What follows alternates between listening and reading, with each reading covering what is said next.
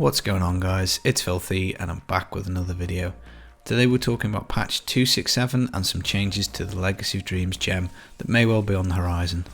Now, we don't actually have the patch yet, and we don't have the patch notes, we don't have any details as to when they're going to drop, but I listen to the Bloodshed podcast every week and he's been in touch with Neverlistus, and according to him it's coming soon, so I'm pretty hopeful maybe by the end of the week, maybe by the end of next week we'll get some more information. Now, this information is coming from the Blizzard forums, so Blue Post. We're getting some changes to the Legacy of Dreams gem, so I will link the forum post in the description.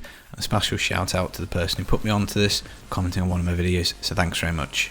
Now, in the background we've got some Tanky Mages push gameplay, so this is a Legacy of Dreams build, so again that will be in the description. And one final thing before we jump into talking about what exactly the changes are: if you do like Diablo 3, do subscribe. We do news, tips, tricks, build guides, all that sort of stuff. So if you like Diablo 3, hit that sub button. Now, we definitely know one of the changes that's going to be for 267 for the Legacy of Dreams, and that is going to be the drop rate of the gem. Now, it's been confirmed by Neverlistus in the post that the Bane of the Powerful is always the first gem to drop. Obviously, if you've been playing this game for any period of time, you'd probably know that already. But what it kind of indicates is that they want to make it so that the Legacy of Dreams is a much higher drop chance for your second gem. So basically the way it works is there are 21 other legendary gems that can drop, so you definitely get a Bane of the Powerful as drop number 1. There's then 21 chances, 21 gems, and they just come out in a complete random order. So Legacy of Dreams could be number 2 for you if you get really good RNG, and if you get rubbish RNG, it's going to be towards the back. Now, I found in my Let's Play that it dropped fairly late. I've also had that experience on Switch this season as well, but I think that's just RNG. I don't think it's weighted towards the bottom, but let me know what your experience is. Now, what Neverlistus has said is that they're going to change the weighting of it, so they're going to increase the probability of the gem dropping. So what that should mean is that it is more likely you'll find it in your second drop, third drop or fourth drop. No guarantee. She says RNG is RNG, bad luck is still bad luck, so it is possible still to find it as the last gem, but with a significant amount of weighting, it will go towards the front of the queue. Hopefully speaking, we'll be able to set up Legacy Dreams builds a lot quicker, and I think that's a good change. I do think getting your hands on this gem early in season can be very powerful, particularly for certain classes, and it also means that you don't necessarily have to do the season journey. We'll probably talk a little bit more about that when we get on to potentially other changes. Now, personally, if it was me, I would move this to a guaranteed number 1 drop slot. I think it should be accessible to every player at the start of the season. I would change it to number 1, and certainly if I was going to muck around with the weighting, I'd make it quite a big boost, so maybe a 70 or 80% chance that it drops until it does, so that you're pretty much going to get it second, third or fourth. I do think getting the gem early is handy. I would like to see it drop number 1 definitely, and if not, as soon as possible. Now, this next change is one that's been proposed by a community member, and Blizzard, to be fair, have indicated that they're going to look at it. Now, that doesn't necessarily mean they're going to implement the changes. They did say they were going to look at that Barb proposal with the suggested buffs to Barb a little while ago, and I do think they will do something with that, but obviously we haven't really had anything as of yet, so I'm not going to be holding my breath that these changes will go in. But to be honest, it is quite rare for them to say yes, we're going to look at something and maybe these changes can be incorporated, so I would expect that maybe this will make its way in. Now, the changes are twofold. The first proposed change is that we actually get the Legacy Dreams gem through Hadrig, so instead of it being a drop chance on a GR, we're going to get it once we get our final 6-piece bonus. So once we get the final Hadrig's bag, you open it up and inside is going to be a Legacy of Dreams gem. And then the second is that we rework the gem so it has a max rank of 50, so it will still have the same power, still have all the same stats, it will just be much quicker to get to the full bonus and unlock all the extra power and all the extra damage.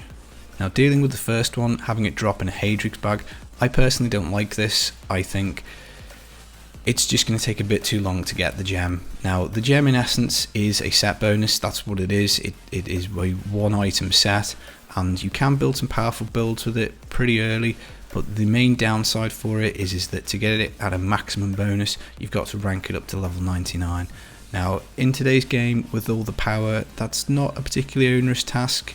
It does require quite a lot of commitment to the game to unlock the fullest bonus and max power, but it is certainly achievable by all classes and pretty much with a variety of builds as well. And for me, that's kind of a good trade-off. You get this really powerful item, but you still have to invest some time in ranking it up. Now, if you do get it at the 6-piece bonus, well, I just think that lessens the impact, because it basically means you can have a full 6-piece set bonus. You're much more likely to use that. You're going to get the Legacy of Dreams gem at a point where you can't really use it. At least if you have it as a drop chance from a Rift Guardian, then in essence what it means is you can use that gem to work yourself up to complete your season journey, and I think that's probably the right way round to do it. So I would not really like it to drop in the final Hadrig's bag. And what I'd say would be a much better solution would be to have it in the first Hadrig's bag, and that gives you a nice choice.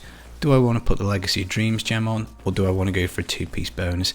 That to me creates a natural branch in the game. Which way do I want to go? They both have their advantages, they both have their disadvantages. I think that makes an awful lot more sense than putting it in the 6-piece. But let me know what you guys think.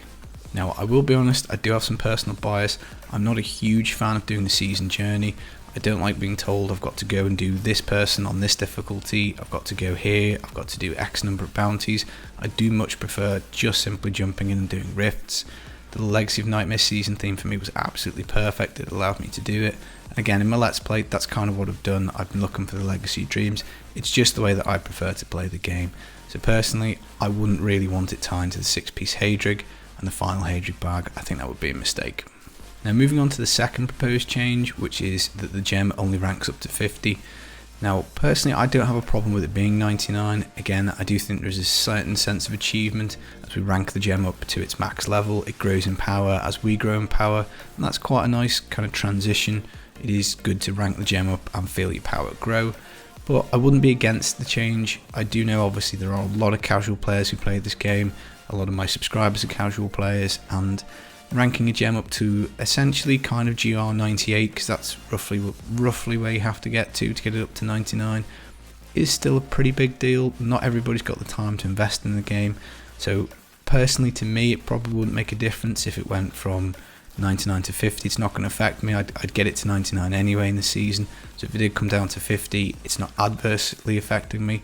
And I do think some people who maybe don't have quite so much time to put in the game, it does give them a way of playing the game in a flexible, bespoke manner, and I think that's probably good. So really, if it did only go to 50 and we did get that full power increase at 50 and it dropped really early in the game, I think what you might find is that a lot of people who only play casually might actually enjoy the season a little more. They wouldn't feel quite as restricted to a set or a build, and they can just jump in and play whatever they want. And I really do like that, and the Legacy of Dreams gem I think has been a really good addition to the game. Now the only other rumour or tidbit that I've heard about 267 so far is that they are considering some nerfs. They are looking at some certain stuff. Now this might tie into Legacy of Dreams, because obviously Legacy of Dreams wise we've got some pretty high performing builds. You've got the Bazooka Whiz, and also you've got the Necro Thorns. They might well be on the chopping block. I mean, I'm not entirely sure.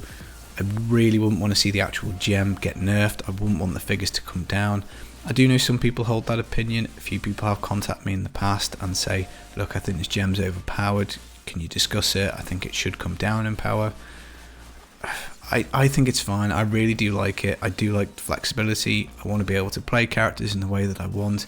So really, I kind of don't want this nerfing. If there are going to be nerfs to builds, I probably want it tweaked in the individual legendary items. I think for the game it probably does make sense that Legacy of Dreams is the top build for every class, because it does give somebody something to work with. So the idea, what I really want, is for the game to cater for both the casual and the serious player. So casual players would be covered by getting the gem quite early, they'd be covered by it maybe only going to rank 50, and then the absolute hardcore people would be covered by pressing on with the build as much as possible. So I suppose maybe that's an argument for keeping it at 99, because the more hardcore player can rank up the gem all the way and push the build further, whereas the more casual player, they can use the gem, they can still benefit from it at a lower level, but also they've got the access to the sets.